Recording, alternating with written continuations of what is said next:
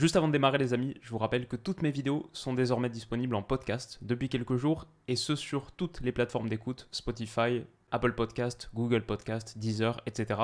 Je vous mettrai un lien en description. Les amis, bienvenue, j'espère que vous allez tous très bien et si heureux de vous retrouver pour cette nouvelle vidéo, pour un nouveau chapitre de notre émission avec Stan. Aujourd'hui on s'est dit quel pays est le plus grand pays de foot ou la plus grande culture foot. C'est un peu vague, donc je vais prendre un petit moment pour définir, mais on va faire chacun notre top 5. Culture foot, qu'est-ce que ça veut dire vraiment être un pays de foot? Qu'est-ce que ça veut dire vraiment? C'est un terme qui est très très large et je pense chacun y met un petit peu ce qu'il veut. J'ai posé la question sur Twitter, j'ai eu beaucoup de réponses. Moi je pense le premier truc, si je pose à n'importe qui comme ça, la première réponse que je vais avoir c'est un peu l'émotion et la passion que tu ressens au stade. C'est quoi la culture supporter? C'est peut-être devenu quelque chose qui s'en rapproche. Et je suis totalement d'accord à quel point est-ce que les stades débordent d'énergie, d'enthousiasme, de passion, les copes, les animations, etc. Ça fait totalement partie de la culture foot. Mais moi je dirais que c'est juste un des paramètres. Après, on peut penser à beaucoup d'autres. Par exemple, je me suis mis comment est-ce que le foot est présenté à la télévision? Quelle est la qualité des émissions? Comment est-ce qu'on parle du foot dans les médias? Par exemple, combien de journaux est-ce qu'il y a dans le pays qui sont dédiés au foot? À quel point est-ce qu'on écrit de bons livres foot aussi? Ça, je trouve ça super important. Est-ce que le foot est valorisé à l'école, par exemple? Est-ce qu'on encourage les enfants à y jouer? Est-ce qu'il est valorisé dans la société? Et est-ce que les filles aussi y jouent? Ou ont un club, participent un peu à cette effusion autour du foot? Est-ce qu'elles supportent un club? Combien de personnes jouent au foot tout court dans le pays? À quel point est-ce qu'il y a des terrains, par exemple, au kilomètre carré dans le pays? Beaucoup de critères à considérer. Et moi, le dernier critère que je mettrais un peu dans ma sélection, parce que je pense que le fort et la puissance d'une culture, c'est quand elle est partagée, transmise, c'est un peu ça la culture finalement, c'est à quel point ce pays a influencé la culture foot globale. À quel point est-ce qu'il a apporté des choses qu'aujourd'hui on retrouve un petit peu partout dans notre culture foot mondiale. Et voilà, ça fait beaucoup de paramètres et j'ai beaucoup parlé. Donc je crois qu'il est temps que j'introduise Stan. Tu vas bien? Salam, salam. Non, mais tout ce que tu as dit, c'est très pertinent. En fait, c'est-à-dire que toi, tu amènes des sujets, c'est des sujets où on ne peut pas juste venir et puis sauter dedans comme ça et commencer à en parler. Tu vois, il faut camper le débat, il faut poser les affaires. Tu as bien amené le sujet. Franchement, je suis tout à fait d'accord avec toi. C'est très complexe. En fait, aujourd'hui, moi, j'ai vu quand tu as posé la question sur Twitter, immédiatement, je dis bien, mon rythme cardiaque a doublé. J'ai failli avoir une tachycardie là-bas, j'ai paniqué. Parce que je me suis dit, en fait, voilà, Bilou va nous ramener encore dans un débat, mais ce n'est pas un débat facile parce que c'est un débat qui, à mon humble avis, dépasse même l'aspect même du football, du carré vert là.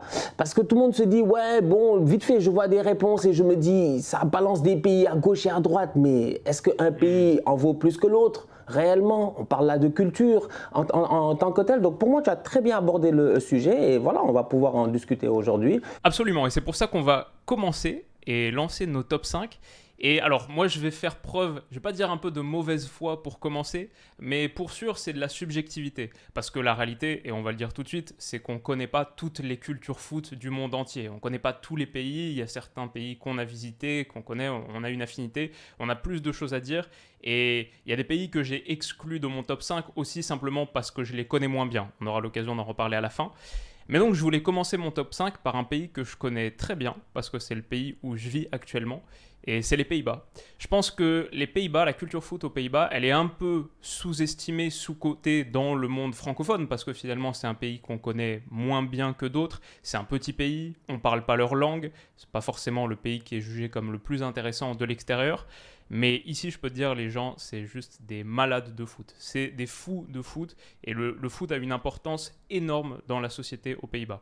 Je vais à la salle de sport, quasi tout le monde a un maillot de foot. Beaucoup d'Ajax, ça fait plaisir. Les gens supportent le club de la ville, mais beaucoup de maillots de foot en général. Les filles aussi ont des maillots de foot. Ça fait vraiment partie du truc. Il y a un nombre de terrains de foot ici à Amsterdam qui est énorme. Là, je prends le vélo 15 minutes je suis dans plein centre-ville. Je prends le vélo 15 minutes. Je suis dans un complexe où tu as 20 terrains de foot, 20 grands terrains de foot à gazon synthétique. Tu as des city-stades de partout aussi. Et je dirais que tout le monde joue au foot. C'est pas que juste une affaire d'ados qui sont en week-end ou après les cours, un peu comme moi quand je jouais au foot en France. Là, tu as des parents avec leurs enfants, tu as des filles, beaucoup de gens pratiquent le football dans la ville Et c'est vraiment un truc qui fait kiffer à voir. Je pense les télés, par exemple, dans la salle de sport, il y a toujours un match qui est en train de passer. Les chaînes, grosso modo, il y a 2 chaînes qui retransmettent les matchs de tous les championnats. La Johan Cruyff Arena, où je suis allé voir un match de l'Ajax, l'année dernière, c'était un match un peu lambda, tu vois, genre de championnat, contre le 14e, 55 000 personnes, stade rempli, les gens sont à fond derrière l'Ajax.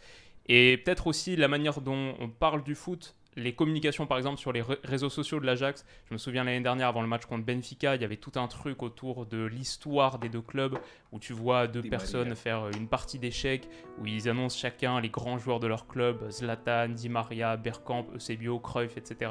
Et tout ça sur le Built on History, un respect mutuel. Même avec Naples cette saison, là il y a eu un petit, c'est le fond d'écran de mon téléphone en ce moment, un petit visuel avec Maradona et Cruyff en train de regarder un match au paradis, un match de Ligue des Champions, etc. Un grand sens de l'histoire et aussi beaucoup de respect pour le jeu. Ça, je pense, c'est mon dernier point et c'est vraiment le truc qui fait des Pays-Bas un pays spécial par rapport au foot, qui a vraiment influencé la culture foot mondiale. C'est qu'ici, le jeu est tellement respecté, tellement aimé, parce qu'il y a l'ombre de Cruyff au-dessus de tout. Cruyff aux Pays-Bas, on ne peut pas sous-estimer à quel point c'est une personne hyper importante, décédée depuis 6 ans. Pourtant, il est encore sur les posters des expositions, dans le tramway, sur des publicités. Bientôt, il va être au Rijksmuseum parce que c'est une des personnes, c'est peut-être la personne la plus importante des Pays-Bas. Et pourtant, c'est le peuple de Rembrandt, Vermeer, Van Gogh, etc.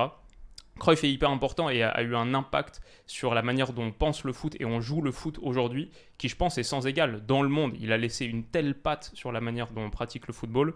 Et tu le sens parce que, par exemple, aujourd'hui, à l'époque, il était invité à la télé avec le tableau noir là, pour dessiner son système tactique, etc., sur une chaîne de télévision, une chaîne de débat qui n'était pas uniquement liée au foot. Lui est invité juste pour parler de tactique au néerlandais. Aujourd'hui encore, je regarde les résumés des matchs sur les chaînes YouTube, par exemple, de Ziggo, de ESPN, etc., les gens dans les commentaires parlent de tous les championnats. Ils vont parler du projet de Monza, de comment joue la Fiorentina en ce moment, de l'OM d'Igor Tudor. Et la manière dont les résumés sont construits aussi, ça je trouve c'est une vraie différence par rapport à la France, c'est qu'on ne te montre pas juste l'action de finition, genre le dribble, le centre, le tir. On te montre d'abord comment l'équipe a perdu le ballon, puis ensuite comment elle l'a récupéré, et enfin on t'amène à l'action de finition. Genre les actions sont longues et il y a vraiment cette compréhension, ce respect du jeu, je trouve, et ça fait vraiment vraiment plaisir à voir. Ça, je trouve que ça a eu un vrai impact sur la culture foot en général, et c'est aussi une culture foot qui me plaît beaucoup, donc c'est pour ça que je commence mon top 5 avec ça. En fait, c'est ça vraiment, parce que moi je m'amuse un tout petit peu et je suis allé voir quelles sont les définitions de la culture qui peuvent être données par des grandes instances telles que l'UNESCO, qui s'occupe en fait de tout ce qui est culturel et tout à travers le monde. Et on va te dire que c'est de l'ensemble des connaissances, des savoir-faire, des traditions, tout ça, des coutumes propres à un groupe humain. Moi, c'est le mot en fait qui m'attire, le propre à un groupe humain, à une civilisation. Dès que le football est arrivé, tout le monde s'est approprié le football à sa manière et tout le monde a créé sa culture en fait du football. Moi je pense que l'influence que tu as eue sur le monde, c'est ça qui peut-être définit un tout petit peu les choses, et c'est pour cela que moi j'ai envie de mettre peut-être 3 pays ensemble un tout petit peu, et c'est 3 pays d'explorateurs. C'est l'Angleterre, le Portugal et l'Espagne.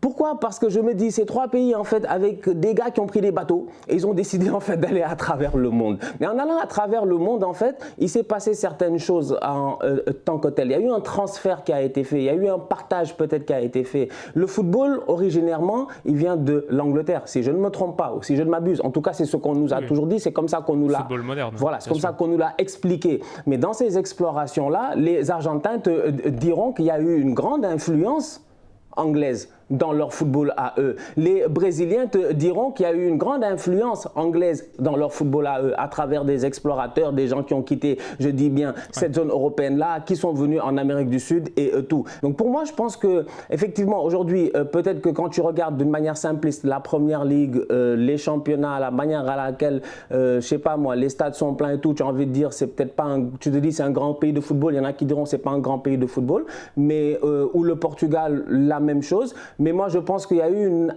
une influence historique qui a été très importante et c'est pour cela que j'ai envie de commencer un tout petit peu en mettant ces 3 pays-là parce que je pense que cette influence historique-là n'est pas à négliger. Aujourd'hui en Argentine, qui est un grand pays de football, je suis sûr que tu auras l'occasion d'en parler ou moi aussi tout à l'heure, mais quand tu vois des clubs qui ont des noms anglophones, c'est pas les Argentins, ils sont levés, ils ont décidé que le club il s'appelle Newell's Old Boys, hein. C'est parce qu'il y a des mecs qui sont venus et il y a eu une influence qui a été faite. Donc c'est pour ça que moi je pense que le sujet est très complexe, mais il est tellement intéressant que voilà, je me suis amusé à regarder cette partie-là et je pense que l'Angleterre, le Portugal et l'Espagne ont eu une influence dans différentes cultures football à travers le monde. Ouais, bien sûr. L'Angleterre, je le mettais numéro 3 dans mon classement parce que juste, comme tu as dit, hein, le pays qui a inventé le foot, il y a tellement de pays, comme tu as dit, Argentine, Brésil, qui doivent l'arrivée du football sur leur terre au fait qu'il y ait eu des marchands ou une classe aristocratique ou bourgeoise anglaise qui voulaient continuer à retrouver le foot qu'elle pratiquait en Angleterre et qui a commencé à jouer sur les ports, par exemple, des dockers, etc. Donc, pour sûr, le foot anglais et son exportation a énormément contribué à tisser ce réseau footballistique et cette culture footballistique globale. C'est l'Angleterre, berceau du football et exportateur du football, pour sûr. Même plein de clubs. Je sais pas, même en Italie, l'AC Milan, à la base, c'est un club inventé par des Anglais. Donc voilà, il y a beaucoup de choses qu'on doit à l'Angleterre et c'est intéressant que tu le mentionnes parce que aujourd'hui, je dirais qu'on a tendance un peu à associer l'Angleterre à ce berceau du foot, mais qui est un peu aujourd'hui en décadence parce que le football n'y est plus vraiment un sport populaire, parce que les stades de première ligue sonnent un peu creux, parce qu'une place coûte 200 livres, etc. On entend beaucoup cet argumentaire. Et c'est vrai qu'à part le You Never Walk Alone et 2-3 autres trucs, en première ligue, ça peut sonner un peu vide. Maintenant, je pense aussi que c'est une autre culture de supporterisme. Et moi, j'aime plutôt bien, je dois dire, le style réactif, où on réagit beaucoup aux événements sur le terrain, et un peu moins ce chant en trame de fond, cette soundtrack un peu, qui est les chants de supporters constants, qui réagissent pas trop aux événements sur la pelouse. Ça met plus d'ambiance pendant 90 minutes, un peu à l'italienne, à l'espagnole, à la française, à l'argentine, etc. Mais bon, déjà j'aime bien le style réactif, je pense qu'il est un peu décrié parfois à tort, mais surtout je dirais l'Angleterre c'est un pays où les gens, ok on peut regarder la première ligue, mais où les gens supportent le club du coin. Tout à fait, en 4e division, il y a des stades remplis à 6 000, 5 000, 6 000 supporters. En 3e division, c'est 10 000 souvent. Ça, on n'a pas du tout dans d'autres championnats. Quels sont les autres pays où tu as des stades de 3e, 4e division qui amènent des milliers, parfois des dizaines de milliers de spectateurs? Quand, par exemple, en France, parfois, on a des stades à moins de 10 000 places en Ligue 1. C'est évidemment une énorme différence. Et je sais pas, en Angleterre, alors, je pense que de plus en plus, les gens sont supporters de 2 clubs, mais il y a beaucoup de supporters de Leyton Orient, Swindon Town, Fleetwood, Port Vale. Et ça dit quelque chose sur la culture et l'attachement local. C'est ça qui conserve quand même un peu l'âme du foot, sport populaire et sport d'identification locale. C'est clairement leur rapport à leur club du coin. Je pense aussi, pour l'Angleterre, peut-être pour terminer, c'est qu'ils ont, pour moi, je ne connais pas tous les pays, mais le meilleur traitement foot que je vois à la télé par exemple, les émissions sont quali, ça parle bien de foot, les commentateurs sont bons, c'est-à-dire qu'ils parlent pas beaucoup, ils laissent bien le jeu respirer et ça nous manque énormément. La réalisation aussi, beaucoup plus de plans larges, on n'a pas autant de plans zoomés. En France, moi ça me choque, dès que tu fais la passe à l'ailier ou au latéral, plan zoomé sur lui et tu perds cette compréhension plus globale du jeu, tu perds le flow du match. Les Anglais ont très bien compris et ils font en moyenne la moitié des plans qu'un match filmé et réalisé en France par exemple. Les tribunes sont à 1 mètre du terrain. Ça c'est quand même un truc spécial au stade anglais et c'est magique. Et les pelouses sont hyper qualitatives. Voilà, le foot est bien vendu, bien mis en avant. Aujourd'hui, la Première Ligue a un énorme succès parce que le produit a été très bien pensé, très bien réfléchi et qu'il honore sa qualité spectaculaire. Je trouve que le foot en Angleterre est très spectaculaire. Et c'est pour ça qu'il attire les plus grandes stars internationales. Aujourd'hui, les plus grands noms du football, argentins, brésiliens, espagnols, allemands, pour parler des coachs par exemple, sont en Angleterre. Et dernier truc, le petit détail peut-être, c'est que ils ont aussi inventé, je ne sais pas si tu connais le Subbuteo, le football de table là. Ouais, j'ai entendu parler, j'ai déjà vu, j'ai entendu parler et tout, effectivement. Voilà. Ce genre de jeu de société là. Ouais, c'est ça, c'est ça. En gros, tu le mets sur une table et tu as les petits joueurs qui attirent le ballon de manière magnétique et tu mets des pichenettes et ça les déplace et tu joues au foot un peu de cette manière. Et c'est eux qui ont inventé la première fois. Moi, je jouais à un truc, c'était la spéciale Bichente Lizarazu quand j'étais gamin, on avait ça. Mais eux, ils ont inventé la première vraie version, le Subuteo, qui est un truc très très populaire là-bas. Ils ont beaucoup de petits trucs culturels comme ça autour du foot. Peut-être le truc qu'on peut leur reprocher, c'est qu'ils connaissent très bien le foot, mais ils connaissent surtout leur foot à eux. Par rapport, par exemple, aux Pays-Bas, qui sont très ouverts sur le monde, de ce que je constate dans les commentaires, etc., c'est des gars qui connaissent le foot européen et international dans son ensemble. Les Anglais, ils sont un petit peu plus sur leur foot à eux. Même s'ils l'utilisent pour voyager, ils privilégient beaucoup quand même leur foot anglais. Et dans l'aspect culturel, il y a aussi un aspect politique qui est aussi important. Tout à l'heure, tu le disais, c'est des élites qui sont arrivées dans certains pays, notamment au Brésil, et c'est ces élites-là qui ont perpétué leur sport ou qui ont pratiqué leur sport. Mais à un moment donné, il y a eu un changement qui s'est fait. Et quand je regarde au Brésil, par exemple, c'est dans les années 30, il y a un changement au pouvoir, tu as un président qui est là et qui a cette volonté-là de vouloir inclure les classes populaires. Et donc, du coup, tu as la samba qui commence à rentrer, elle commence à être vulgarisée, tu as la capoeira qui commence à être vulgarisée, tu as un mix qui se fait automatiquement avec ce sport-là qui est le football, que les autres s'approprient et immédiatement en fait tu as le Djinga qui est créé et là c'est extraordinaire. Et donc du coup c'est vrai, je dis que la culture football pour moi elle est complexe. Comment est-ce que tu légifères ton football ? Quand on nous parle de ce qui se passe en Uruguay, et je vais sûrement te laisser en parler, c'est extraordinaire. C'est-à-dire que tu as ce système-là qui est mis en place où dès le plus jeune âge, effectivement, les Uruguayens peuvent s'inscrire dans des ligues et tout, où ils peuvent jouer au football. On leur apprend vraiment à développer un esprit d'équipe, un esprit compétitif. Et tout ça, j'imagine, dans une ambiance bon enfant, dans une ambiance où ces enfants-là se développent. Parce que pour un pays de 3,4 millions d'habitants, nous sortir, je dis bien, que des top players. Déjà, eux, quand ils ont organisé la première Coupe du Monde, c'est là où il fallait se poser des questions. C'est là où il fallait Parce que comment c'est difficile d'organiser une Coupe du Monde aujourd'hui? Tu as vu, on a tous vu ce qui s'est passé ces dernières années. Comment les gars font tous les trucs possibles pour organiser une Coupe du Monde. L'Uruguay, quand même, c'est quand même un pays qui a non seulement organisé, gagné, mais au-delà de cela, reste performante en sortant des joueurs vraiment extraordinaires. On le voit là avec des Valverde, des Cavani, des Forlan, des Recoba. Ils nous ont vendu du rêve pendant des années et des années. Donc, je pense que là, il y a un travail étatique qui est fait en tant que tel, au-delà même de l'aspect culturel et de cet amour du football-là, parce que je ne pense pas que l'Uruguayen aime plus le football que le Sénégalais. Écoute, j'ai justement prévu une partie à la fin où on parlera chacun de notre pays, France et Sénégal, et peut-être, tu vois, parce que là tu parlais d'un type d'organisation Nawetan, t'as dit? C'est ça, Nawetan. Nous expliquer un peu plus, ce sera intéressant, et je pense qu'il y a beaucoup de trucs à dire sur la France également. Mais ouais, l'Uruguay, tellement, je ne les ai pas inclus dans mon top 5, mais j'aurais totalement pu, enfin, c'est clair et net. Tu parlais de Forlan, Suarez, Recoba, El Chino, et bien sûr Francescoli, l'idole de Zidane. On peut même dire Eduardo Galeano qui a écrit Football entre ombre et lumière, qui est peut-être le plus grand livre de foot de l'histoire, ou considéré comme tel, un vrai poète du foot. Ils ont apporté cette sensibilité, ce qui est presque ironique alors qu'ils sont un peuple de guerriers sur le terrain, tu vois, c'est la Garra Charrua, quoi. C'est vraiment les tueurs, les machines très costauds, etc.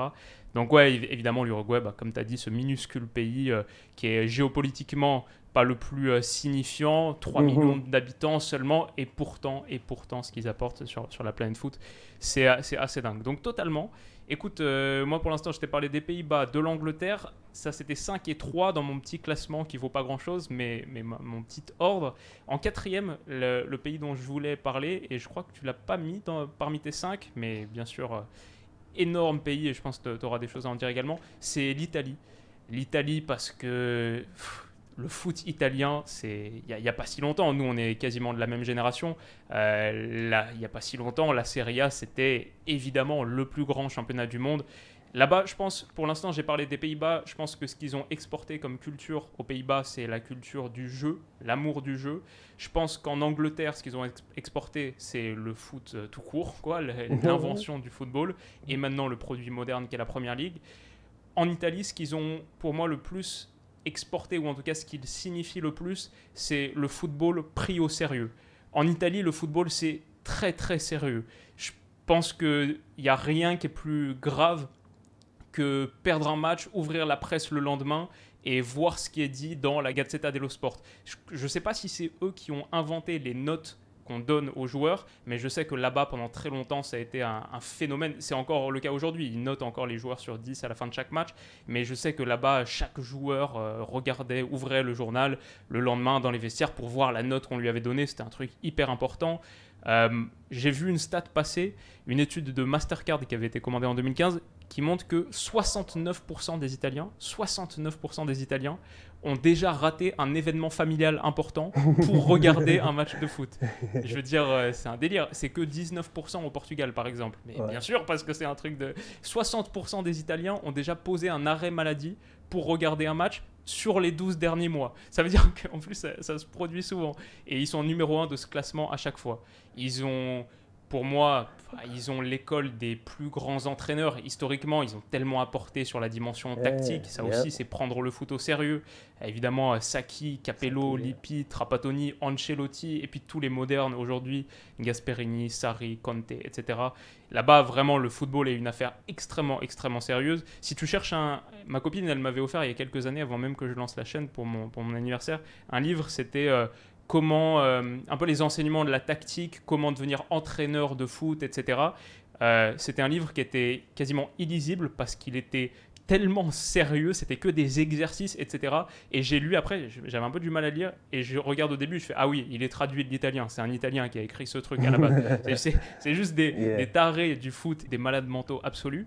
Enfin, un truc qu'ils ont apporté, une de leurs exportations qui est aujourd'hui très populaire dans plein de pays, c'est le Fanta Calcio, le fantasy football, quoi. Ça a été inventé là-bas, peut-être dérivé de ce qui se faisait aux États-Unis sur le modèle du baseball, mais les premiers à avoir créé un jeu de fantasy autour du football, c'est en Italie, et encore aujourd'hui, c'est un produit qui est très très populaire. Plein d'Italiens jouent au Fanta Calcio, et aujourd'hui, on en a plein d'itérations dans plein de pays du monde. Donc vraiment, l'Italie... énorme pays de foot. Disons que le football, c'est du pétrole et tout le monde n'a peut-être pas réussi à le raffiner à la perfection et à en faire quelque chose, tu vois, de hors du brut en tant que tel. Et les Italiens, ils font partie de cette gamme-là, comme les Néerlandais, tout comme tu as eu l'occasion de le dire tout à l'heure, où ils ont vraiment travaillé cet aspect tactique-là. Et ça s'est vu. Parce que franchement, les coachs italiens, ils sont forts. Ils ont pris ça comme de la mécanique. C'était leur Ferrari ou je sais pas quoi. Ils ont pris ça comme... Déjà, ils ont pris ça comme de la mécanique en fait. Ils se sont dit comment on doit être efficace et efficient. C'est-à-dire comment est-ce qu'on fait pour mettre des buts et ne pas marquer et ne pas encaisser de buts. Comment est-ce qu'on met un système en place qui te permet de quadriller le terrain et de te protéger. Parce que le ballon, c'est le danger. Il y a toute une philosophie en fait dans le football italien qui est très intéressante et effectivement. Après, bon, j'ai vu des commentaires quand même sous ton tweet où il y a des gars, ils ont dit que l'Italie, à part les pattes et tout ça, ils n'ont rien ramené. Il y a des gars, il y en a qui... Écoute, il y a des gens pour lesquels on peut rien, mais je crois que l'Italie a prouvé sa valeur culturelle. J'ai dit les gars, quand même gérez-vous, quand même franchement, faites des efforts. Non, l'Italie fait partie de ces pays-là, tout à fait. Effectivement, je ne les avais pas dans ma liste. Donc j'étais Angleterre, Portugal, Espagne, voilà pour cette influence-là un tout petit peu, comme j'ai eu à expliquer tout à l'heure. Colombie, je les mettais dedans avec l'Uruguay. J'ai les deux autres pays que j'avais, évidemment, c'était le Brésil et l'Argentine. Question de popularité aussi, parce qu'à la fin de la journée, comme je dis, c'est comment tu as réussi à... C'est pour ça que je parlais d'impérialisme tout à l'heure. Parce que les Brésiliens n'ont peut-être pas demandé à exporter leur football à la manière à laquelle ça a été fait, mais ça a été exporté comme ça en fait. C'est-à-dire que tout le monde te dira, nous, nos parents te diront, on a grandi, on a vu Pelé, on a vu Garrincha, on a vu etc. Il y en a qui te diront, ouais, moi j'ai grandi, j'ai vu Eusebio, j'ai vu truc, etc. Donc je pense qu'il y a cette influence-là. Bon, Eusebio, il n'est pas brésilien quand même, mais il y a cette influence. Je sais, avant que les gars me reprennent dans les commentaires, on ne sait jamais. C'est de nos jours. Je te dis, Wilou, on vit en danger permanent. On vit en danger permanent, je te dis. On est surtout là, quand on fait des épisodes d'une heure comme ça, c'est... C'est ça, les snipers ils t'attendent. Donc la vérité elle est là, c'est que je pense qu'ils ont eu une influence, qu'ils le veuillent ou non. Parce que tu vas me dire, c'est quoi la culture foot de Di Stefano? Asseyons-nous, discutons. Totalement. À part le père de Di Stefano. Totalement, je suis très prêt pour ce débat. J'ai lu un bouquin sur Di Stefano il y a une année, c'est un joueur fantastique, histoire de folie. Mais... les influences sont multiples. C'est ce qui fait peut-être la grandeur du joueur que ça a été ou de la personnalité aussi que ça a été. Pour moi, l'Argentine et le Brésil, franchement. Ouais, et bien pour Di Stefano. Di Stefano, c'est un peu le joueur qui rassemble tous tes pays parce que, évidemment, né en Argentine, il a joué avec la sélection argentine et ensuite, il a été cette légende du Real Madrid et il a porté le maillot de la Roja. Et beaucoup plus d'ailleurs. Je crois qu'il a seulement 6 caps avec l'Argentine et 30 avec l'Espagne, un truc comme ça. Tout en ayant joué aussi pendant une partie de sa vie en Colombie parce qu'il s'est exporté à une époque où il y avait un petit problème dans le championnat argentin, il me semble, et la Colombie, c'était un peu le nouvel Eldorado, où il créait plein de clubs avec plein d'argent, etc. Il a aussi joué en Colombie. Mais en tout cas, totalement d'accord avec toi, moi, Brésil et Argentine, c'était aussi mes numéro 2, numéro 1. Numéro 2, Brésil, parce que tout le monde joue au foot là-bas, et sous toutes ses formes. Il y a le foot sur grand terrain, il y a le foot sur petit terrain, il y a le foot à la plage, il y a le foot avec les ballons en plastique, il y a le foot avec les frisbees. Enfin, il y a que du foot au Brésil. Et il y a quelqu'un qui a mis une vidéo sous mon tweet d'une journée au parc au Brésil, et tu vois tout le monde en train de jouer au foot de partout sur ce grand carré vert là, en train de faire comment on appelle ça, une brésilienne, bien sûr, cet échange de passes où tu ne dois pas faire tomber le ballon. Le rapport est immense. Ils jouent à la plage, ils jouent dans la forêt, ils jouent au quartier, dans les favelas, etc. Moi, j'ai un abonnement Instat, qui est une plateforme qui permet de voir des matchs un petit peu de partout dans le monde. Il y a 450 championnats qui sont couverts au Brésil, parce que ça va du championnat brésilien, la première division, jusqu'à, par exemple, la Coupe Gaucho U10. Elle est filmée avec un caméscope comme ça au bord du terrain, peut-être par un des parents des joueurs, et elle est là sur le site. Il y a du foot de partout, le football est omniprésent, hyper important, et c'est quasiment des synonymes aujourd'hui. Quand tu penses foot, tu penses Brésil, et quand tu parles du Brésil, tu vas évidemment parler du football. Aujourd'hui, ce dimanche, je pense que c'est le second tour Bolsonaro-Lula, les supporters de Bolsonaro, qui sont des nationalistes brésiliens, ils y vont tous avec le maillot du Brésil. C'est ça l'habit pour aller voter, pour aller déposer ton bulletin dans l'urne, c'est le maillot du Brésil. Ils ont 5 Coupes du Monde, personne n'en a plus gagné. Et ce qu'eux ont exporté, comme tu le disais, c'est ce rapport si particulier de festivité, de joie, la alegria, qui leur est si propre. Ça, c'est ce qu'on assimile et ce qu'on associe au Brésil. Et c'est, je pense, peut-être la meilleure exportation culturelle que tu peux fournir, c'est cette joie d'être ensemble. Et fondamentalement, le foot, c'est un jeu et c'est un plaisir, c'est un bonheur. Donc, clairement, ils méritaient d'être tout en haut. Et je ne sais pas du coup pourquoi je ne les ai pas mis premiers. Peut-être parce que l'Argentine, il y a une immense, immense diversité de choses. Et il y a aussi ce rapport très, très sérieux. Le foot est tellement important. Je crois que la stat, et la raison pour laquelle j'avais commencé à réfléchir à ce débat quand j'avais fait mon épisode de Mondial sur l'Argentine, c'est que j'étais tombé sur une stat. 90% des Argentins supportent un club. Même les grands-mères, elles supportent un club. Même le pape François, il supporte un club. Il supporte San Lorenzo. Tous les Argentins, 90% des Argentins supportent un club. Tu vois les funérailles de Maradona, mais c'est un événement national. Tu as la queue sur des boulevards entiers à Buenos Aires. Juste un délire total. Et c'est avec Messi et Di Stefano, comme tu en as parlé, on peut dire peut-être 3 des 7-8 plus grands joueurs de l'histoire sont argentins. Après, on peut avoir tout ce débat sur Di Stefano. Un niveau de passion qui a absolument aucun sens quand tu regardes, bien sûr, le derby River Plate, Boca Juniors, c'est juste une folie. Celui qu'il y a eu au Santiago Bernabéu là, pour ce match, c'était totalement dingue. Et peut-être, dernier truc, c'est le vocabulaire aussi qu'ils ont dans les exportations culturelles et dans ce que c'est la culture foot. Le langage, c'est très important. Et en Argentine, ils ont inventé plein de termes, tu vois, la chilena pour le ciseau acrobatique, un gol olímpico pour le corner rentrant par exemple, et puis après toutes les expressions que nous inventent tous les 4 matins Omar da Fonseca sur beIN Sport.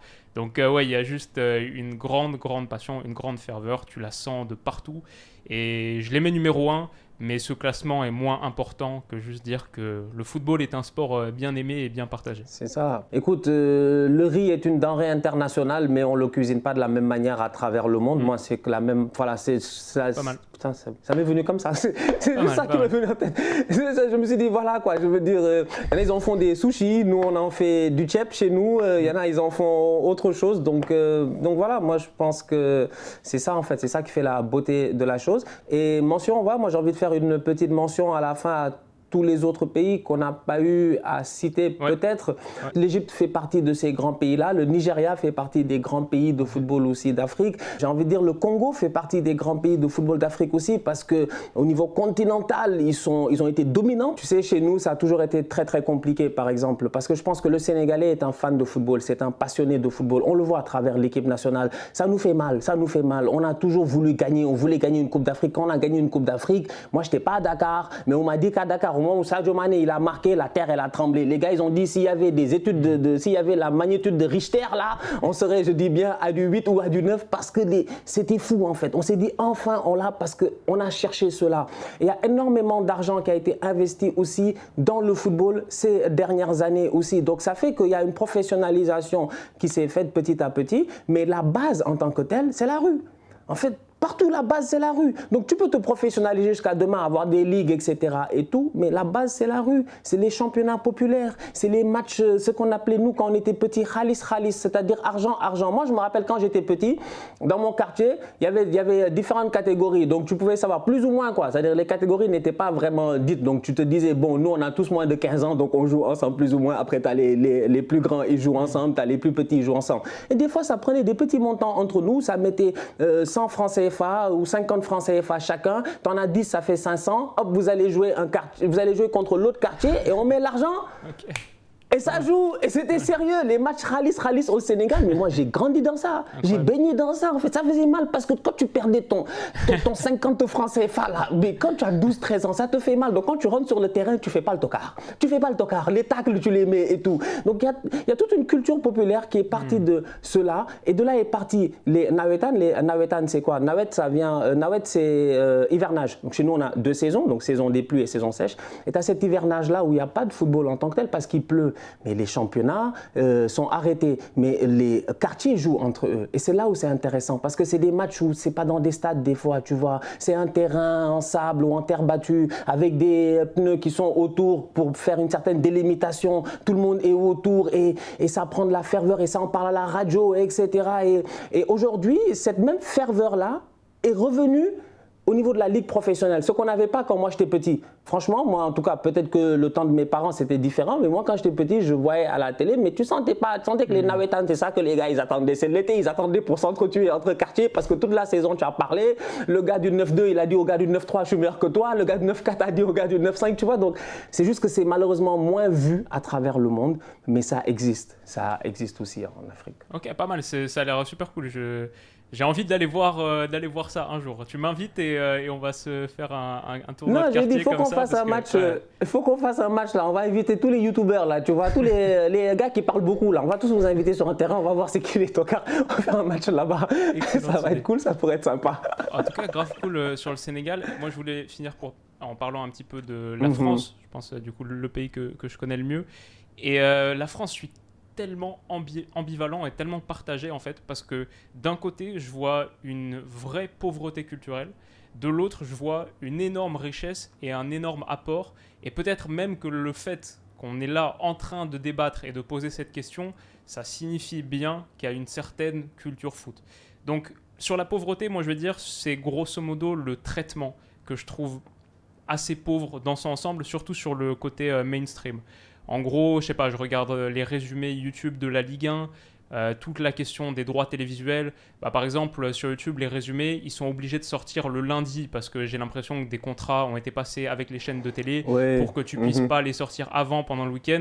Du coup, ils sortent tous le lundi quand le match du vendredi ou du samedi, c'est bon, t'es déjà allé voir le résumé sur quelque chose d'autre, du coup, un autre canal, une vidéo genre pas légale ou un truc comme ça, et ça je trouve c'est juste une incompréhension, et c'est le fait qu'on privilégie les ayants droit un petit peu, ça fait augmenter peut-être un peu le contrat, mais à la fin ça valorise pas le produit, et tu te retrouves avec des résumés qui sont postés le lundi, où en plus il n'y a même pas de titre accrocheur, c'est genre Paris Saint-Germain 0, entre parenthèses, 1, Olympique de Marseille, résumé Ligue 1, Uber Eats 2022-2023. C'est tellement triste, ça fait tellement pitié.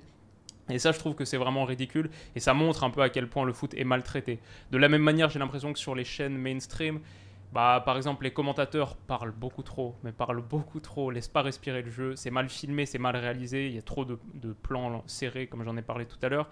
Mais aussi, les commentateurs, ils parlent beaucoup trop pour dire des choses qui sont inutile, il y a trop de... Tu sens trop le côté on est les copains de la chaîne, quoi. Ça, c'est un truc dont j'ai régulièrement parlé, mais le côté où ils se font des blagues privées entre eux, des private jokes, cette ambiance un petit peu cantine et toujours en train de parler les images qui nous sont proposées. Par exemple, le ralenti, c'est les images de Jean-François, machin Charles, etc. Ou au début de chaque match, et voilà les joueurs qui rentrent sur le terrain, pour vous, les abonnés de XXX, toujours en train de placer le nom de la chaîne comme ça. Ouais, ça fait pitié, je trouve. Tu vois, ça, c'est vraiment une manière de traiter le foot et de parler du foot qui est un peu qui est trop old school, quoi. Tu vois, ça fait vraiment dépasser et c'est un peu ridicule. De la même manière, on a un seul grand média foot écrit, l'équipe, et c'est même pas un média uniquement dédié au foot, c'est un média omnisport par rapport à des pays où tu as 2 journaux pour parler même d'un seul club, pour ne pas parler de l'Espagne, tu vois, tu as 2 journaux pour le Real Madrid, 2 journaux pour le Barça, quantité d'autres pour le reste du monde du foot. Et voilà, je veux dire, c'est incomparable quand on parle de ça. Le respect qu'on a pour les légendes du foot français aussi, quand tu regardes la manière dont est traité Thierry Henry en France et Thierry Henry en Angleterre, toi je sais que tu es un grand admirateur de Thierry, bon bah voilà, la différence elle est vite vue, pareil avec Ribéry, on pourrait parler d'autres. Et je pense que le foot en France, il est très catégorisé comme sport populaire.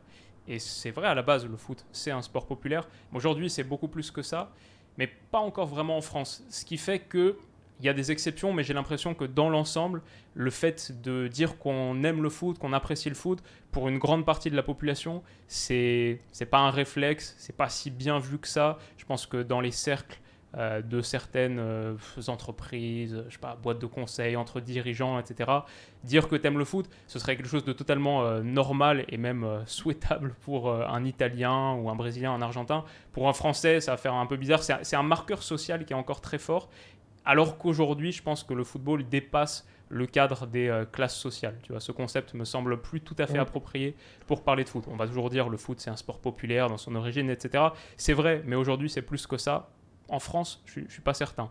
Donc je dis tout ça, et on peut aussi ajouter, quelqu'un l'a mis sur Twitter, il a totalement raison, la finale de la Coupe de France a été déplacée, la date de la finale de la Coupe de France a été déplacée parce qu'il y avait une émission de télé, Fort Boyard je crois, qui était en même temps. Bon, ça dit un peu des choses sur le respect, la culture foot en France, mais je dis tout ça, en même temps, la France a eu un impact et un export énorme sur la manière dont on pense et on joue le foot aujourd'hui, sur un truc principalement, les compétitions. C'est un Français qui a inventé la Coupe du Monde, Jules Rimet. C'est un Français qui a inventé la Coupe d'Europe des clubs champions, un journaliste de l'équipe, Gabriel Hano. C'est un Français qui a inventé le championnat d'Europe des nations, l'Euro. C'est Henri Delaunay. Et c'est France Football qui a inventé le Ballon d'Or. Donc pour inventer les compétitions, et des compétitions qui sont encore aujourd'hui présentes et qui dominent le landscape foot, bien sûr, là on a eu un très très gros impact. Je pense que le foot féminin, comme on en a parlé, on est une des nations de ce type, je vais dire un peu latine, Europe de l'Ouest central, les mieux lotis, parce qu'aujourd'hui, les pays qui dominent le foot féminin, comme tu as dit avec le Canada, comme j'ai dit avec le Japon, comme on pourrait dire avec les pays scandinaves ou les États-Unis, c'est des pays très riches. La France, on a bien aidé au développement du foot féminin. Et je pense qu'on est en avance par rapport à d'autres pays que j'ai mentionnés ici, comme l'Argentine, le Brésil, l'Espagne, l'Italie, etc.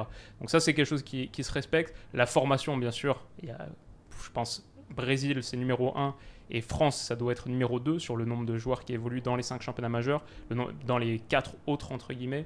Le palmarès, on a quand même 2 Coupes du Monde, 2 Euros. Et voilà, je dirais qu'il y a quand même une très forte culture foot en France. C'est juste qu'elle n'est pas si bien partagée que ça, et si bien disséminé que ça dans l'ensemble de la population. C'est vraiment pour une frange d'incorruptibles, d'irrésistibles, les irrésistibles français qui sont à fond, comme moi et comme les gens auxquels je parle, là, vous qui me regardez sans doute, si vous suivez la chaîne, nous on est à fond, c'est plus approuvé, mais le mainstream, je trouve, est pas si bien servi que ça. Il y a un énorme travail qui doit être fait aussi. C'est vrai, en France, effectivement, c'est vrai que j'ai vu les débats, est-ce que je sais pas. Comme je dis, la France s'est appropriée sa culture football à à sa manière, mais après, la France aussi, c'est un grand pays de rugby, c'est un grand pays de... Tu vois, je pense qu'il y a d'autres sports aussi qui ont une grande influence, hein, je pense. Après, moi, je ne suis pas le top 14, c'est ça.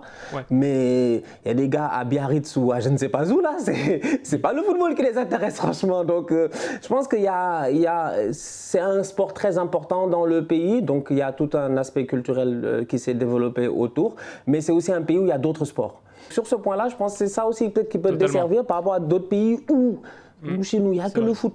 Si tu fais pas du foot, tu fais de la lutte. Sinon, où est-ce que tu vas faire des natations, des trucs comme ça? Il y a des trucs, les gars, ils veulent faire, mais on n'a pas les moyens. En fait, c'est ça aussi, tu vois, le football féminin en Afrique, des fois, je dis, il y a du talent, mais s'il y avait les moyens, peut-être ce serait différent.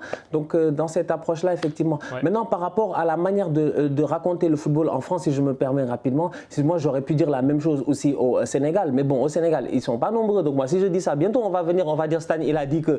Alors que, bon, c'est vrai qu'il y a une manière de raconter un match de football. Moi, je regarde des matchs de l'équipe nationale du Sénégal, tout ça. Et je suis pas emballé parce que la narration n'est pas là, parce que je ne me sens pas touché dans le discours, parce que le discours est peut-être éloigné d'une réalité par rapport à la population qui regarde. Je dis, aujourd'hui, un pays comme le Sénégal, je pense que 70% si je ne me trompe pas, sont âgés entre 18 et 55 ou quelque chose comme ça.